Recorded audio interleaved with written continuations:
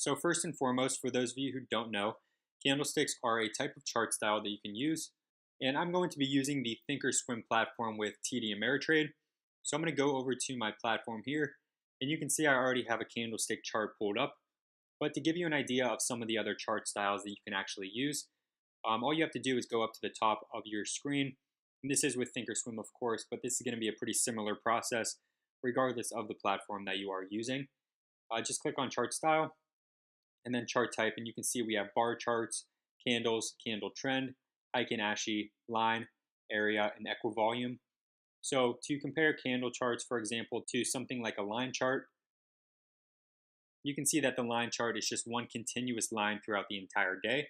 Whereas when we look at something like a candlestick chart, you're going to have different time frames, of course, but for this example, we are on the 1 minute, 1 day chart. So that means that each of these candles is going to represent 1 minute of price action. And every single minute, a new candle is going to open and then close before a new one forms. So when these candles open and close, we know that they're going to have movement in between that open and close.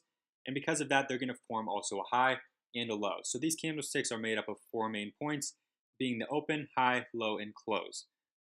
Now, of course, when we're looking at a green candlestick, all that means is that the candle closed at a higher price than it opened for that specific period of time.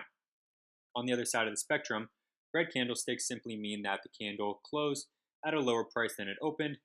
And for some terminology, the colored part of these candlesticks are actually known as the real body. So the real body, again, is that colored section of the candlestick. That's going to be the most dominant part. And then you're going to also see 2 lines sticking out from the top and the bottom of your candlesticks. And that line sticking out from the top is known as the upper wick, also commonly referred to as the upper shadow. And all that does is show us the highest point that the price went within that candlestick before it closed. The lower wick is the line that sticks out from the bottom of the candlestick, and that's going to show us the lowest point that the price went before that candlestick closed. So again, like I mentioned while we were over on the Thinkorswim platform, we were looking at the 1 minute, 1 day chart, which means that it was showing us an entire day of price action, but each candle was only representing 1 single minute of price action. So these candlesticks can represent price action over really any defined period of time. You can look at shorter time frames like the 1 minute, the 5 minute, the 60 minutes, or longer time frames like an entire day, an entire week, or even an entire month, and so on and so forth, and really any time frame in between. And because of that, you're going to see these candlestick patterns forming on many different time frames, which is exactly why it's so important to understand them, and which is exactly why you can use them for day trading, swing trading, or even longer term investing. The thing that you need to keep in mind is that a pattern on a 1 minute chart, for example, is going to be used for a short term day trade rather than a longer term investment. On the other side of the spectrum, a pattern formed on the 1 day chart would most likely be used for a longer term position that you would likely hold for at least a few days, even up to a few weeks or longer. Now, getting into some candlestick analysis here, what the candlesticks themselves actually can show us is the real-time supply and demand for a stock. Supply and demand is actually the sole reason that stocks move up and down. When a stock is moving up, that simply means that there's more demand for that stock than there is supply, meaning that there's more buyers lined up than there are sellers. And when a stock is moving down, that simply means that there is a stronger supply than there is demand, meaning there's more sellers than there are buyers. So when we look at candlesticks themselves, once you know what to look for, you can realize that they actually show us a little bit about the supply and demand for the stock within a specific period of time. So if we look at the red candle on the left side of the screen, you can see that there's a very long upper wick on that candlestick, and that tells us that the stock within that candlestick spiked up pretty high, but somewhere before the candle closed, sellers took control and pushed the price all the way back down and actually pushed it back below where the candlestick opened. So that tells us that at that price or up near those highs, there's a lot of selling pressure and there's a lot of supply. With a green candlestick like the one we see on the right, there's clearly a very long lower wick, and that tells us that down at those prices, there's a lot of demand for the stock and there's a lot of buying pressure. And many times we can use this information to actually form entries and exits on our trades. And one way that we can do that is we can look for reversal points in the market. These candlesticks can actually be a clear indication of a reversal And that many times is going to allow us to get into a trend at the very beginning of it and profit from the stock's reversal. So for example, once you start seeing long upper wicks on candles, when the stock is in an uptrend, that many times can be a bearish reversal sign. So a bearish reversal simply means that that is going to reverse to the downside. And if we look at the diagram down at the bottom, this is something that we see very commonly as day traders, swing traders, or investors. We'll start to see very long upper wicks on these candlesticks when a stock is at the top of an uptrend and about to reverse back down into even a downtrend. So if you're in a position and you bought shares and you start to see all these long upper wicks and you're in the profit on your position, many times this can be a good indication to sell and lock in some of your profits and even potentially look to short sell to profit from the reversal to the downside. Now, the same is going to be true for stocks that are in a downtrend. Once you start to see a lot of long lower wicks on candles, when the stock is in a downtrend, this can many times be a bullish reversal sign, which allows us to spot an area where buyers are taking control of the stock, and many times can be a great opportunity for us to buy into the stock and profit from that bullish reversal.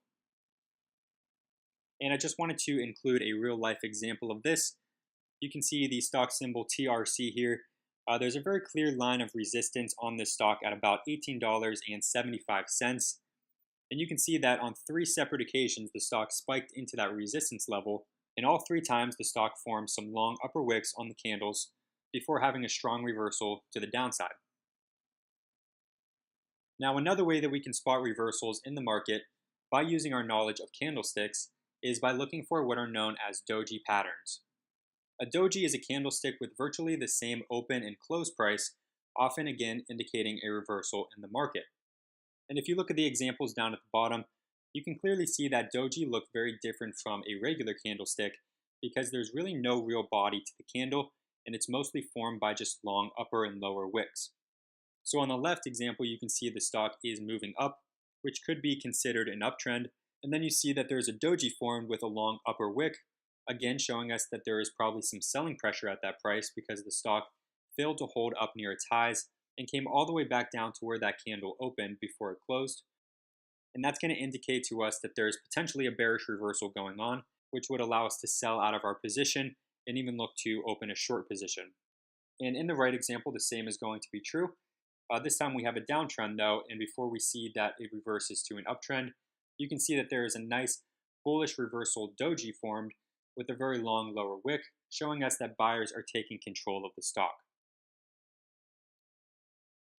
And again, here is just a quick real life example of this. You can see that before the doji is formed, there is a bit of a downward move. Then the doji does form again with a long lower wick. Buyers start to take control. The stock consolidates a bit in that area. And then from there, once it starts to break out, we see a very strong move up. So the last type of candles that I want to go over in this video are what are known as engulfing candles. An engulfing candle happens when the real body of a candle covers or engulfs the entire real body of the previous candle. And there are 2 types of these engulfing candles. The first of them is what are known as bullish engulfing candles, and this is going to be a bullish reversal pattern, often forming at the end of a downtrend. And what this looks like is, if you take the example at the bottom, you can see that the real body of the green candle completely covers or again completely engulfs the entire real body of the previous red candle. And again, this can show us that the price action is reversing to the upside, and many times this can be a good opportunity to buy into the stock, or if you happen to be in a short position in this stock, it may be a good indication that you should cover your short position and lock in your profits before the stock starts to bounce back up. Now, the other type of engulfing candle that we see are going to be bearish engulfing candles. And this is just going to be a bearish reversal pattern forming many times at the end of an uptrend and is going to indicate to us many times that the price action is reversing to the downside, allowing us to sell out of our long positions and lock in our profits near the top, or even open a short position to profit from that bearish reversal and profit from the stock then moving down from that area. So just to show you a real life example of this, we have the daily chart here for the stock symbol ROKU. And you can see that this started off with a big gap up on the daily chart from about $100 per share all the way up to the following day, about $125 per share it hit. And from there, it trended all the way up to about a high of 175. And right there at 175 in this box here, you can see that this red candle completely engulfs the entire real body of the previous green candle, showing us that there is a bearish engulfing here. And what we see from that area is then the price falls from that 175 level all the way back down to about $100 per share. So that really just goes to show you how effective these candlestick patterns can be. And this was a great example of a bearish engulfing pattern and would have allowed anybody that invested into the stock earlier in the week or even earlier in the month to lock in their profits there at the top and even potentially switch over to a short position to profit from that move back down to $100. So that is going to be the basics of some of the candlesticks and candlestick patterns. Keep in mind there are plenty of other candlestick patterns. We went over the engulfing patterns. There are also bearish and bullish tweezers. There are evening stars, hammers, inverted hammers, morning stars, shooting stars, spinning tops, 3 black crows, 3 inside down, 3 inside up, 3 white soldiers, and so on and so forth.